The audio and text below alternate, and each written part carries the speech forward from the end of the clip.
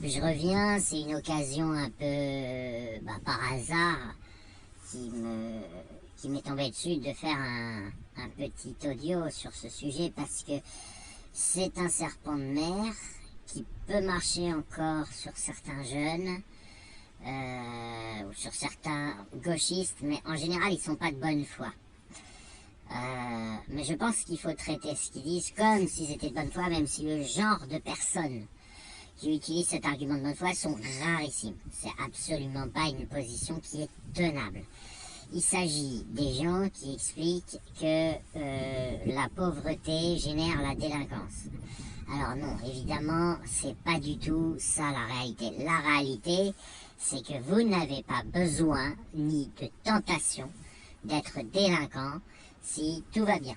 C'est quelque chose qui est quasi général. Alors, il peut y avoir des exceptions, vous avez des délinquants spéciaux, mais globalement, en Occident, dans la société libre, s'il n'y a rien de spécial qui vous entoure, que vous êtes heureux, riche, ou en tout cas, quand je dis riche, pas milliardaire, mais vous n'avez pas de problème ou de stress matériel, financier,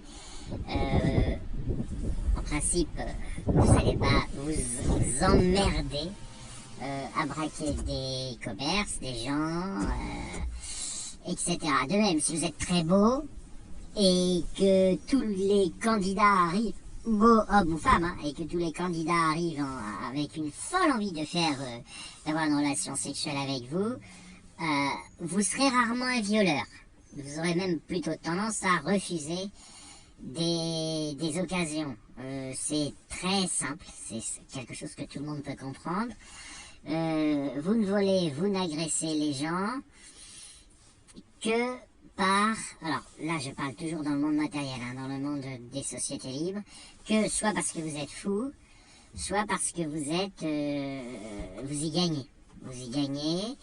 Et en général, si vous y gagnez à braquer une épicerie, c'est que vous n'êtes pas vraiment capable d'acheter ce qu'il y a dedans.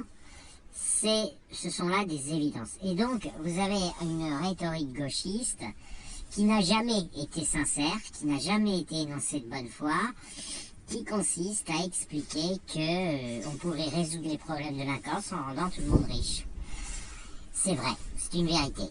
Si nous vivions tous au paradis, il n'y aurait pas de délinquants. Voilà.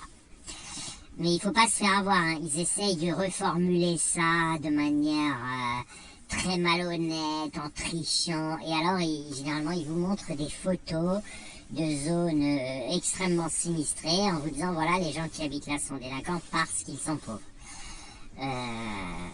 Ce n'est rien d'autre qu'une manifestation de la tricherie précédente. Ce n'est pas quelque chose de profond. Et par ailleurs, c'est faux. J'ai expliqué vite fait pourquoi c'est faux en règle générale. Après, j'ai abordé un peu la problématique islamique qui est un petit peu à part. C'est faux parce que tout simplement, le délinquant a une force en lui à développer pour être... Après, vous avez le délinquant occasionnel ou la personne extrêmement pauvre qui vole une pomme, mais on n'en parle pas. On les considère rarement comme des délinquants, ces personnes-là. Le délinquant c'est un métier. Voilà, c'est une mentalité, c'est un état d'esprit, et c'est, comment dire, c'est une forme de bourgeoisie sadique. Ça, ce sont des gens qui se sont aperçus qu'à un moment donné, dans un système, ils pouvaient se comporter en barbares, que tout le monde leur obéit, leur donne des cigarettes, de l'argent, un logement, etc. Et donc, cette barbarie est un métier. Voilà. La délinquance de banlieue chaude, par exemple, c'est pas des jeunes qui sont perdus, c'est une criminalité organisée et solidifiée par l'islam qui mène à la délinquance par le culte de la masculinité. Et ils sont riches, ils ont plein de téléphones portables, ils ont plein de relations, ils violent régulièrement des filles, ils sont jamais pris parce qu'il n'y a jamais de plainte, parce qu'ils menacent les filles de les tuer sinon, etc. Cette délinquance-là, elle est connue des pouvoirs publics, cachée, étouffée, et c'est une délinquance de dominateurs. C'est-à-dire, c'est leur métier, voilà, ils en ont fait leur métier, ils sont riches, beaucoup plus riches que vous et moi. Ça vient du trafic de drogue, ça vient de tout un tas de trafics, pas que de drogue, du trafic sexuel, puisque l'islam permet de vendre, de faire du trafic de femmes à volonté. Hélas, les clients le savent, les resellers le savent. Ils peuvent aller dans une banlieue, dire voilà, je veux baiser, je suis prêt à mettre temps, c'est réglé. Voilà. Donc c'est trafic de prostitution, proxénétisme, trafic de drogue, tout ça c'est islamiquement. Alors c'est censé, officiellement c'est censé être haram, c'est-à-dire interdit par l'islam, mais en fait il y a une bénédiction de l'islam pour ces types de systèmes parce qu'ils mettent en priorité la masculinité. C'est comme aller à la salle pour maintenir ses muscles, être délinquant pour maintenir sa masculinité est quelque chose d'essentiel pour la mafia islamique et donc elle le maintient et elle l'encourage. C'est pour ça que vous avez des pays qui prétendent appliquer... Oh putain, c'est pour ça que vous avez des pays qui prétendent appliquer la charia et qui sont les champions du monde du trafic de drogue. Hein. C'est pas... Voilà.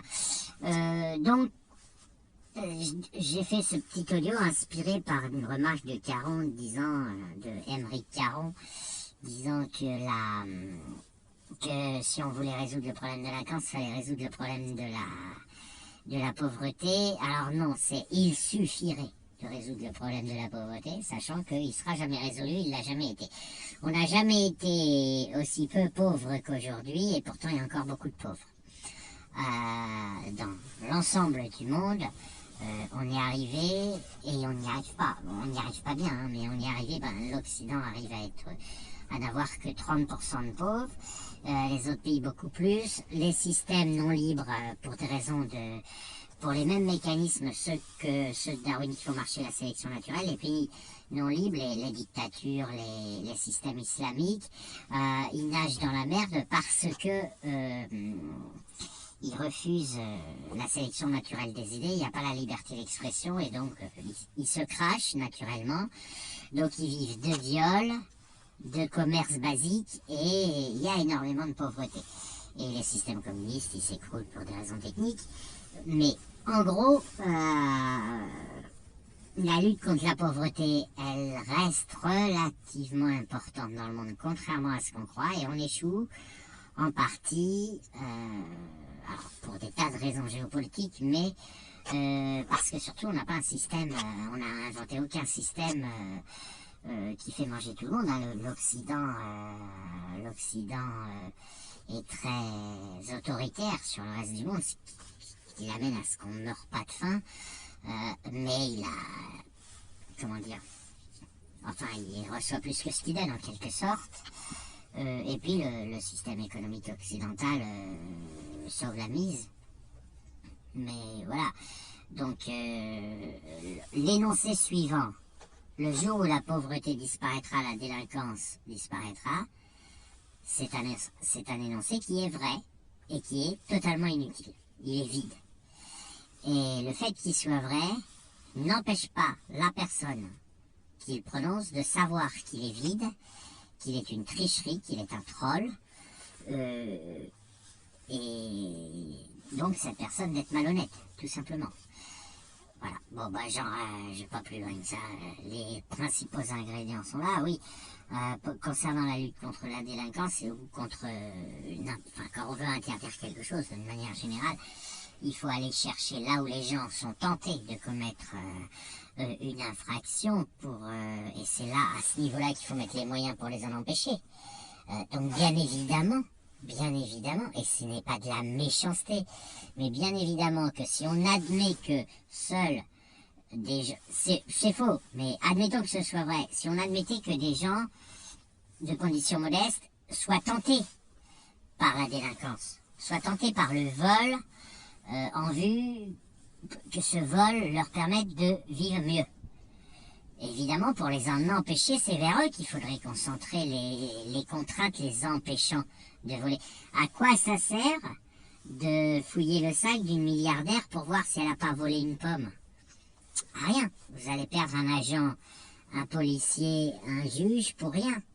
À un moment donné, il faut... Voilà, je sais pas, c'est pareil que vous avez des choses qui sont extrêmement dangereuses et qui passent un petit peu inaperçues, comme brûler un feu rouge.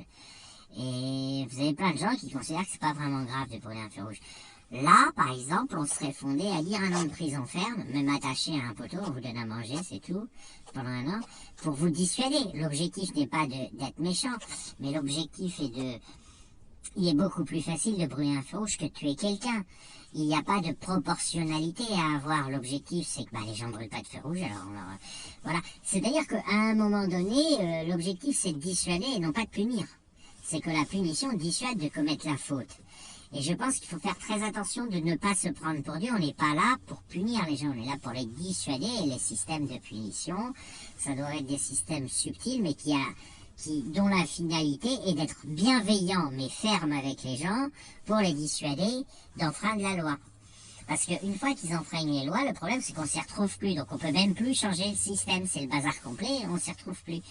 Et donc l'intérêt d'avoir des gens à un moment donné qui respectent les lois, un bon taux d'obéissance à la loi, c'est en vue de pouvoir les améliorer, de les changer dans l'avenir.